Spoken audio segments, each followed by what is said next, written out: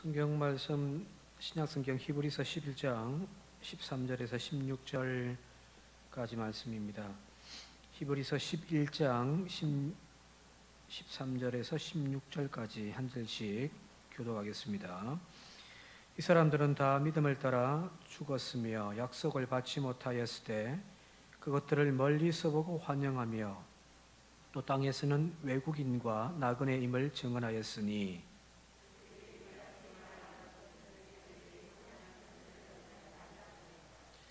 그들이 나온 바 본향을 생각하였더라면 돌아갈 기회가 있었으려니와 그들이 이제는 더 나은 본향을 사모하니 곧 하늘에 있는 것이라. 이러므로 하나님이 그들의 하나님이라 일컬음 받으심을 부끄러워하지 아니하시고 그들을 위하여 한 성을 예비하셨느니라. 아멘. 성경을 처음 읽을 때 한번 통독해 봐야 되겠다라고 생각을 하고 이제 창세기부터 쭉 읽기 시작하면서 첫 번째 난간에 봉착하는 것이 창세기 4장 5장입니다. 천지 창조하는 이야기 재밌죠, 그죠? 또 아담과 하와 이야기 얼마나 재밌습니까, 그죠? 근데 그 뒤에 창세기 4장 5장 가면은 첫 번째 툭 부딪히는 것이 뭐냐면은 바로 족보 이야기가 쭉 나오거든요. 누가 누구를 낳고 그리고 몇 년 살다 죽었다. 그게 이제 5장에 또 쭉 나온단 말이에요. 재미 하나도 없죠. 살다가 죽었다고 애 낳았다는 이야기밖에 안 나오니까 참 재미가 없습니다만은, 그러나 가만히 생각해 보게 되어지면은 그것이 성경이 우리에게 이야기하고자 하는 강한 메시지가 분명히 그 안에 있거든요. 인간은 누구나 죽는다는 거예요. 인간의 존재를 정의 내릴 때 이게 이제 선악과 이야기, 또 인간의 그 하와와 아담의 선악과 따먹은 또 타락의 이야기, 하나님 심판 이야기가 앞에 나오잖아요. 그것도 사실은 어찌 보면은 이 인간의 죽음에 대한 물음에 대한 하나의 답으로 주어진 이야기가 아니겠어요, 그죠? 하나님 앞에 범죄함을 통하여 하나님이 먹지 말라고 했던 선악과를 따먹음으로 말미암아 인간에게 죽음이 들어왔다는 거. 자, 인간은 모두 죽는다라는 거예요. 인간만이 아니죠. 모두 생명체, 그리고 우리가 생각하는 아무 생명이 없을 것 같은 이 지구와 저 별과 달조차도 탄생과 마지막에는 소멸이라고 하는 그 과정의 모든 과정을 다 거치게 됐단 말이에요. 그건 다 동일하죠, 그죠? 누구나가 죽습니다. 그게 성경이 우리에게 일러주는 하나의 강력한 메시지입니다. 그런데 누구나가 죽는다고 해서 누구나의 죽음이 다 똑같지는 않잖아요. 그죠? 오늘 13절에 보게 되어지니까 믿음의 조상들에 대한 이야기를 하면서 13절에 이렇게 이야기합니다. 앞부분만 좀 읽어볼게요. 이 사람들은 다 믿음을 따라 죽었다는 거예요. 다른 사람들처럼 아브라함도 죽었고 노아도 죽었고 뭐 이삭도 야곱도 다 죽었단 말이에요, 그죠? 물론 안 죽고 하나님께 부름받은 에녹이라는 사람 특별한 이야기도 있습니다만은 그러나 다 죽었단 말이에요. 근데 그 죽음을 통하여 그냥 단순하게 죽는다라고만 이야기하는 것이 아니라 여기 보게 되어지니까 이 최후의 그 죽음 앞에서 하나님이 그들에게 하나의 수식을 붙여주는데 그게 뭐냐면 바로 그들은 믿음을 따라라는 거예요. 다 죽지만 그러나 어떤 이들은 믿음을 따라 죽는 사람들도 있다라는 거예요. 자, 여기 두 개념, 믿음을 따라 그리고 또 죽었다, 이걸 혼용해서 이렇게 섞어서 만들어낸다면은 그 의미가 뭐냐면은 13절 뒷부분에 다시 한번 좀 보여주시면은 13절 후반부에 땅에서는 외국인과 나그네임을 증언하였으니 라는 거예요. 누구나가 인생 다 죽는데 그 죽음으로 끝나는 것이 아니죠. 그죠? 믿음으로 죽었다는 것은 뭐냐면은 그 죽음 이후에, 육체적인 죽음 이후에 하나님이 예비해 놓으신 그 본향, 천국을 준비하며 살아오다가 죽음을 맞이했다라는 거거든요. 오늘 저와 여러분들에게 바로 이 믿음의 죽음이 우리들 가운데 있기를 바랍니다. 다 죽을 거 아니에요. 죽는다니까 기분 나쁜 줄 모르겠습니다만은 성경이 우리에게 강력하게 메시지를 주는 것이 너도 죽는다라는 거예요. 너도 언젠가는 죽는단 말이거든요. 지금 막 바둥바둥 살고 있지만 죽는다. 자, 그러면 그 죽음 앞에서 성도인 저와 여러분들이 해야 할 것이 뭐냐면 바로 이 믿음을 따라 살다가 죽는 것이. 이 믿음을 따라 살다 죽는다라는 것이 뭐냐면은 13절에 아까 다시 읽었습니다만은 땅에서 살아가는 삶의 모습이 외국인과 나그네의 삶을 살아야 된다라는 거거든요. 믿음의 조상들 아브라함, 이삭, 야곱 그들의 삶을 바라보게 되어지면은 그들은 이 땅에 어떤 한 지역에 정착하지 않았잖아요. 그죠? 여기에 땅을 탁 정착해가지고 거기서 막 집을 짓고 막 평생토록 자자손손 살려고 하지 않았단 말이에요. 계속 아브라함도 두돌이 생활을 하잖아요. 그죠? 이삭도 마찬가지고. 야곱은 그 마지막 자기 인생에 애굽에 찾아가서 바로 앞에서 몇 살이요? 물었더니 험난한 나그네 인생을 살았다고 그렇게 이야기하잖아요. 그죠? 바로 그것은 이 땅의 주인처럼 살지 않았다는 이야기예요.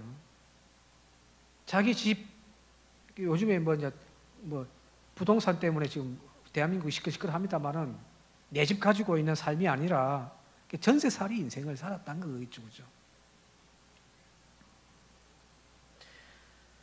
그렇게 살았던 이유는 바로 14절에 보게 되어지니까 14절에 그들이 이같이 말하는 것은 자기들이 본향 찾는 자임을 나타냅니다. 여기가 나의 삶의 최종 정착지가 아니라는 거잖아요. 그죠? 나이가 끝까지 쫓아가야 할 마지막 본향이 있단 말이에요. 그 본향을 향하여 걸어가고 있는 그 여정, 그것이 나그네 인생이고 그것이 바로 외국인의 인생이거든요. 이미 오래전 이야기입니다만 제가 부산에서 목사 생활을 하고 있을 때 부산역 앞에 길 건너편이 바로 초량입니다.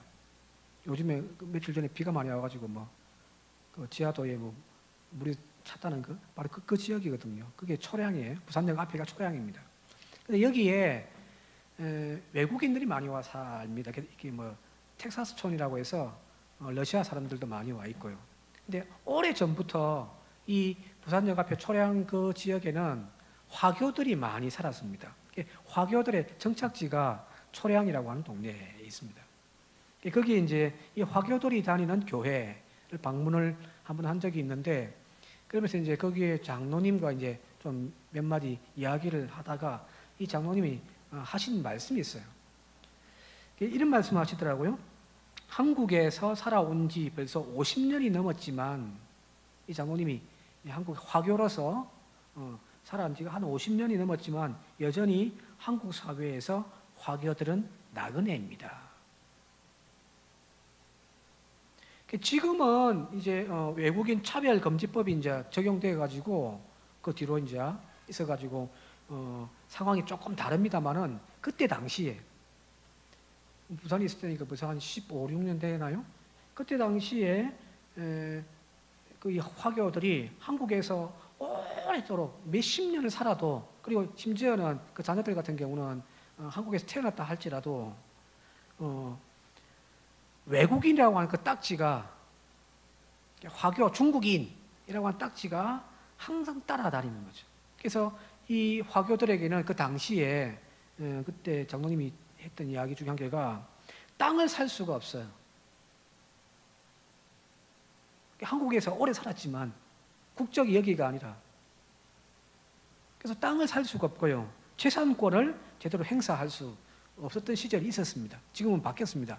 요즘에는 중국 사람들이 막 떼거지로 제주도 가 땅 사고 하잖아요. 그죠? 풀리긴 했습니다만 그때 당시에 그 이야기를 듣고서 이 사람들은 한국에 살고 있지만 한국 사람이 아니구나. 그야말로 나그네 외국인이구나. 본인들이 더 많이 그걸 느끼는 거죠. 그죠?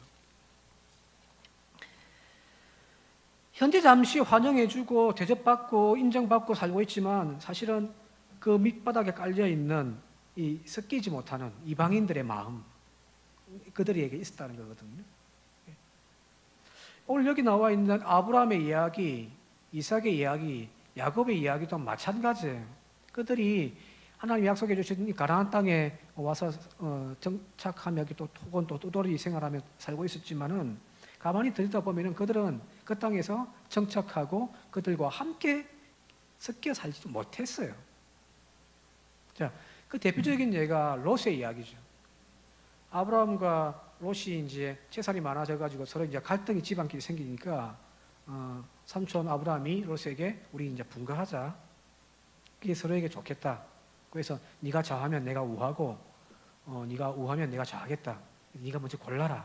했더니 롯이 이제 눈을 들어서 쭉 훑어보니까 저 밑에 요단강이 흐르는데 그 요단강 근처에는 보니까 푸르거든요.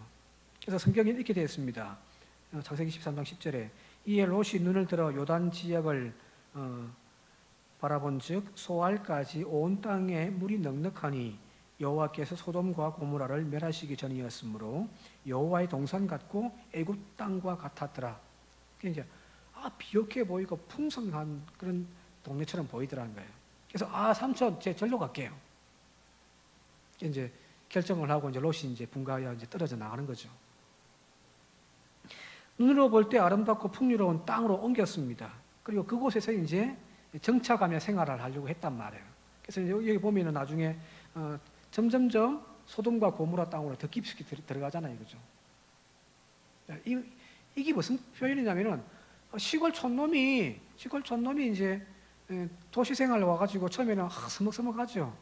사투리 쓰니까 막 아이들 막 하고죠. 근데 그 도시 생활의 한 중심으로 들어가려고 막 몸부림칠 거 아니에요.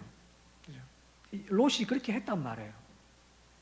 이 풍요로운 땅, 이 소돔과 고모라, 이 소알 땅에 내가 정착하며 나도 그 사람처럼 살고 싶다 하고 해서 이제 그 산 깊숙이 들어갔단 말이에요.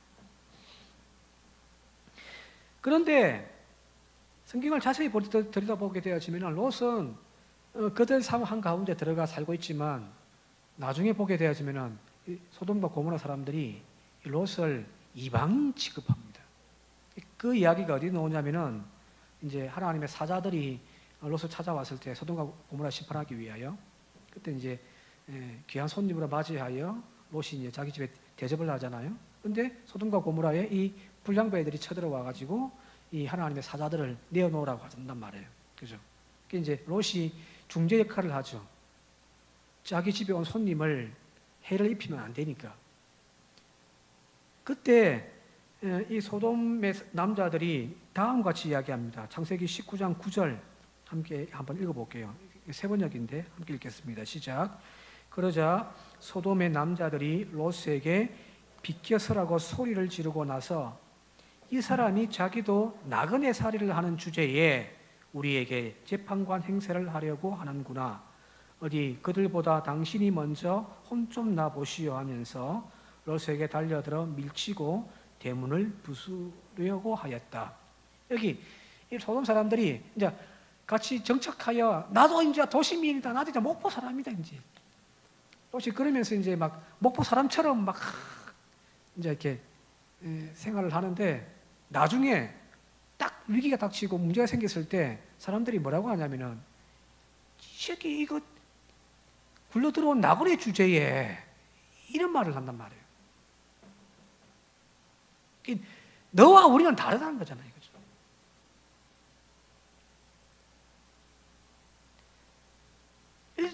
평상시에는 그냥 서로 환대하면서 인사도 하고 아이고 그냥 같이 밥도 먹기도 하고 이웃처럼 이렇게 막 지내는 것 같았는데 어느 순간 다 돌변해가지고 굴러 들어온 나그네 주제에 막 이런단 말이에요. 섞일 수가 없단 말이에요.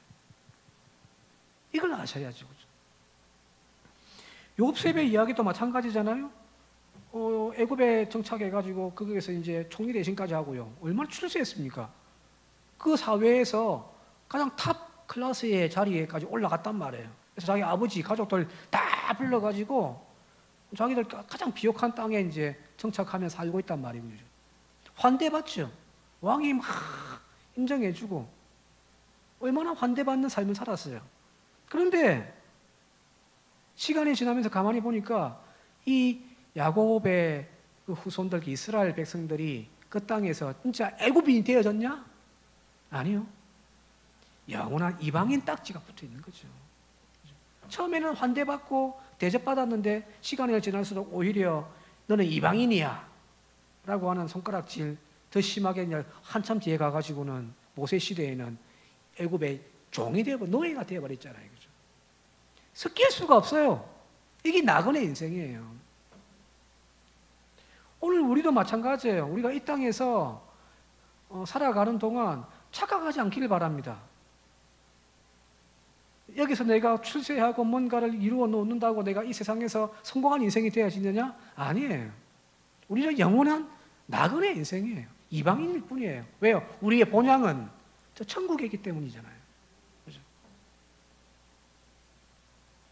근데 자꾸 우리는 이 천국이라고 하는 그것을 지우고 우리 스스로를 자꾸만 세상 속에서 그들과 같은 존재로 우리 스스로를 자꾸만 이렇게 옷을 입고 화장을 하고 있단 말이거든요. 그게 어리석은 거죠. 이처럼 나그네의 인생을 살기 위하여 우리가 오늘 두 가지 정도만 좀 말씀을 함께 나누면서 마치도록 할게요. 그 첫 번째는 뭐냐면은 나그네 인생은 현실에 집착하고 거기에 정착하지 않습니다.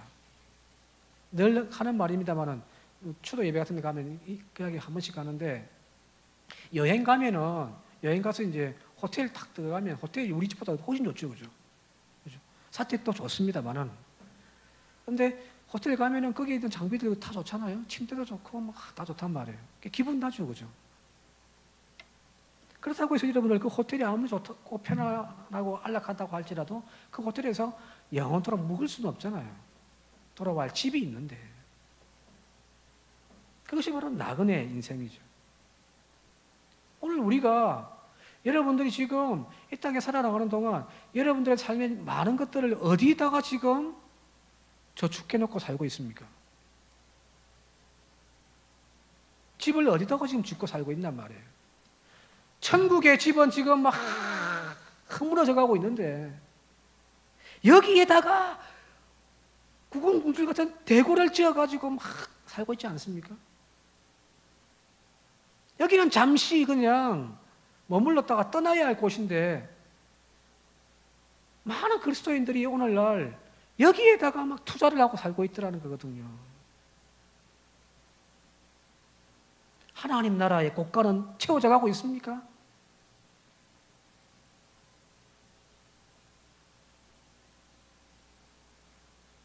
영원히 여기 살 것처럼 말뚝을 지금 받고 있는 거죠. 그죠? 그게 혈안이 되어 있단 말이에요. 그게 무슨 나그네 인생이에요. 입술로는 내가 돌아갈 천국 하나님 만나는 그곳 나 빨리 가고 싶다고 이야기하면서 웬걸요 여기는 막 엄청나게 여기다가 지금 막 투자하고 있으면서 마음이 가는 곳 그것이 지금 우리의 믿음의 본질이 아닌가라는 거예요. 천국집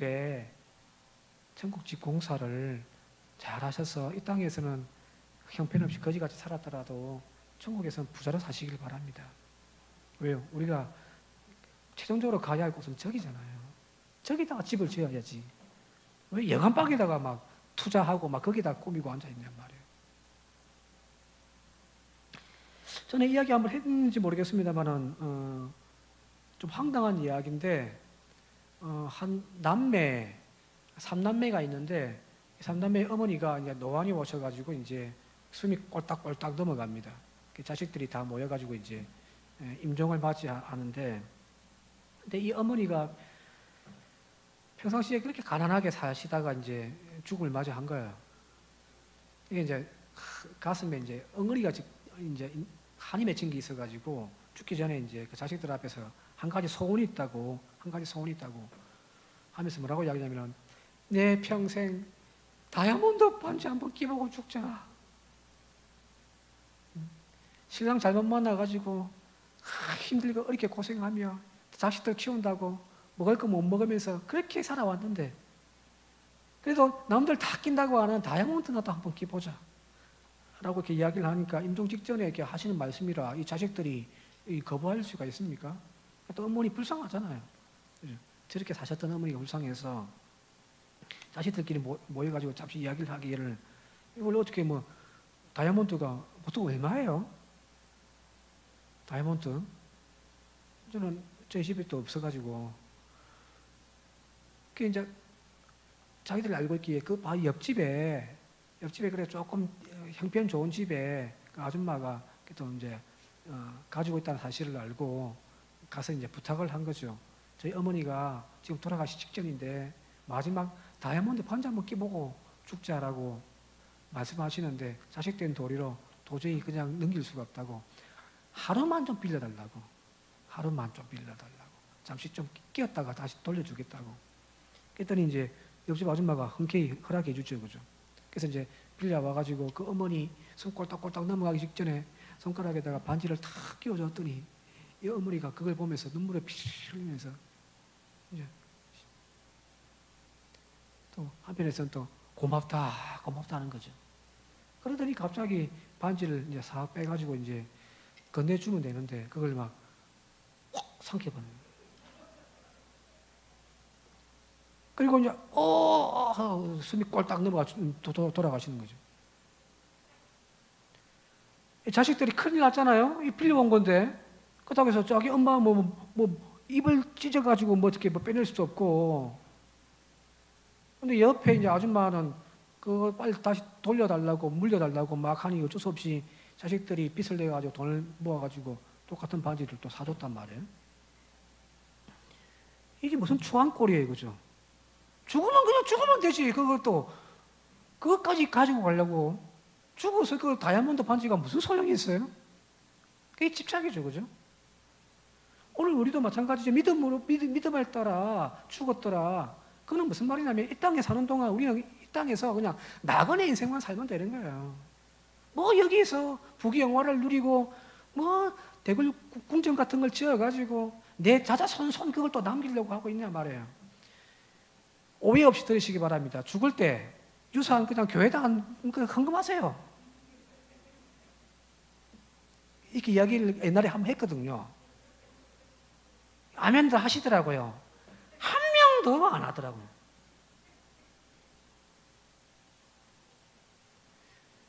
굳이 교회 안 바치더라도 선한 데 좋은 데 쓰면 되잖아요.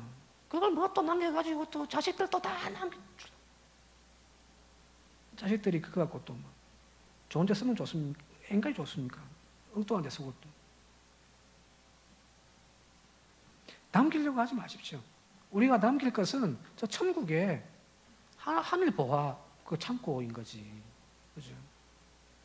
시험 되지 않길 바랍니다. 내 고민해가지고 자식들 불러 모아가지고 내 유산 안 남긴다. 교회에 내 헌금할 거다. 그렇게 하지 말고. 우리가 정말 남겨야 할 것, 이 땅의 것들이 아니죠. 그죠? 이 땅에는 그냥 사는 동안 그냥 먹고 살 정도만 하고 주님 기뻐하실 일들 위하여 천국을 준비하며 살아가는 저와 여러분들 되시길 바랍니다. 우리의 본향은 적이 있단 말이에요. 적이. 과정이에요. 잠깐 여기서 편안하게 살 수도 있어요. 그렇게 사는 것이 나쁘다는 것도 아니에요. 호텔에 가서 뭐 하룻밤에 100만 원짜리 방도 잘 수도 있죠. 그죠? 그렇게 해서 살지만 그게 영원한 것처럼 그렇게 하지는 말잔 말이에요. 잠시 지나가는 나그네입니다. 이런 나그네 인생을 살기 위하여 또 우리에게 필요한 것이 뭐냐면은 간편하게 해요. 간단하게. 한평에 있을 때 남신도들이 1년에 한 2번씩은 나갔거든요. 야유회를 어르신들 모시고 이제 남신들이 이제 당일치 이렇게 근방에 쭉 여행 가서 이제 목욕도 하고 구경도 하고. 그런데 이 할아버지들이 거의 대부분이 야유회에 간다면 그냥 좀 간편한 옷을 입고 오면 되는데 영감님들이 꼭 구두에 양복을 입고 와요. 예를 들어서 이번에는 저기 장흥에 우드랜드를 간다. 그리고 거기 가서 이제 뭐 한우 먹고 오자. 이게 출발해 가면은 아침에 뭐 전부 양복 입고 오니까 산을 어떻게 올라가요? 이제 어르신들은 밖에 나간다니까 이제 좀 차려입고 나오신 건데 그게 오히려 더 불편함이잖아요, 그죠? 우리의 삶도 마찬가지잖아요. 이 땅에 나그네 인생 살기 위해서 우리에게 필요한 것은 뭐냐면은 언제 옮겨야 할 때 마음껏 쉽게 옮길 수 있도록 우리의 삶을 좀 가볍게 할 필요가 있다는 거거든요. 요즘에 2010년부터 저기 이제 북미권에서 어떤 것이 유행했냐면은 그 미니멀 라이프라고 해요. 미니멀리즘. 불필요한 물건들을 다 줄이고 최소한으로 살아가는 삶의 방식. 집에 저희 집에 가도 여기저기 다 쌓여 있거든요. 쓸모없는 것들. 한 번도 안 쓰는 것들 다 쌓아놓지, 그죠? 그죠? 그래서 요즘에는 집에 가구도 이제 없애려고 하잖아요. 사람들이. 그게 미니멀 라이프란 말이에요. 간소하게, 최소한으로. 그게 이제 2010년부터 이제 유행한단 말이에요. 근데 이 미니멀 라이프의 가장 대표적인 문화 중에 하나가 뭐냐면은 캠핑이거든요. 올해 특히 이제 코로나가 터지면서 이제 여행을 못 가니까 캠핑들 많이 간다고 하던데 이 캠핑은 그야말로 텐트에 그죠? 그리고 이제 몇 가지 이제 먹고 자고 할 정도의 물건만 가지고 가서 이제 하잖아요. 이게 이제 캠핑 문화란 말이에요. 근데 캠핑 문화에서도 이 미니멀 라이프를 캠핑 문화라고 하는데 근데 우리나라 사람들은 어떻게 하냐면은 이 캠핑을 하는데 제가 며칠 전에 만났던 분이 이야기 들어보니까 캠핑 장비만 280만 원어치 들었다고 하더라고요. 텐트에 초호화로 다 갖고 가는. 어떤 오늘 설교 준비하면서 기사를 하나 보니까 그런 것이 있어요.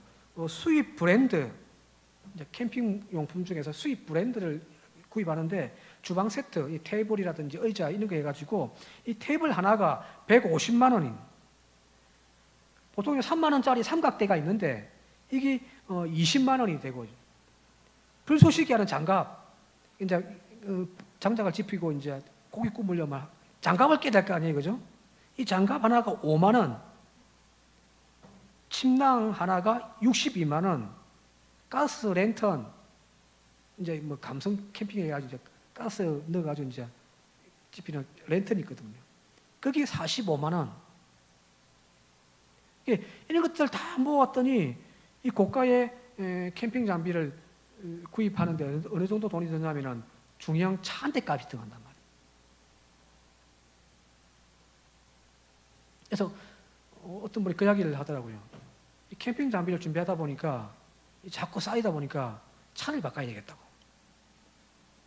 싣고 갈 수가 없으니까. 이게 무슨 미니멀 라이프예요.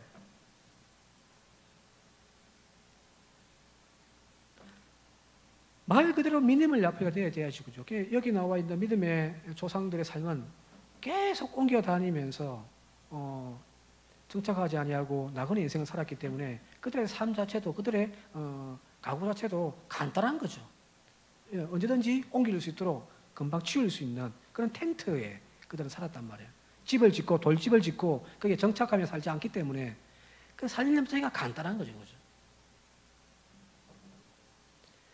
오늘 우리도 마찬가지입니다. 좀 홀가분하게 살았으면 좋겠습니다. 천국 가는 인생이라면 언제 갈지도 모르는데 근데 여기다가 자꾸 쌓아놓는 그런 어리석은 삶을 사는 것이 아니라 우리의 고백대로 우리가 가야 할 저 천국을 향하여 가는 인생이라고 한다면은 여기다가 자꾸만 쌓아놓고 자꾸 뭔가 더 많아져가는 그걸 가지고 우리는 성공한 인생이라고 이야기하는 그런 인생을 사는 것이 아니라 비워내고 또 좀 가벼워집시다. 그래서 여러분들 마태복음 5장 3절에 우리 알고 있듯이 팔복의 첫 번째가 심령이 가난한 자는 복이 있나니 천국이 그들의 것입니다. 천국 저기는 이 땅에서 가벼운 사람이에요. 여기다가 투자하는 것이 아니라 여기다가 정착하려고 막 쌓아놓는 사람이 아니라 이 땅의 삶은 어떻게든지 좀 가볍게 하면서 이제 천국을 가슴에 품고 살아가는 그 사람에게 천국은 그 사람의 것이 되어질 수 있다는 거거든요. 이번 한 주간도 삶도 바로 이런 나그네 인생을 살 수 있길 바랍니다. 정착하여 여기서 부귀영화 누리고 자자손손 뭔가 한번 해보겠다라고 막 실험하는 저와 여러분들이 아니라 천국을 바라보면서 오늘도 한 걸음 한 걸음 나아가는 저와 여러분들 되시기를 주님의 이름으로 축원드립니다. 함께 기도드립니다.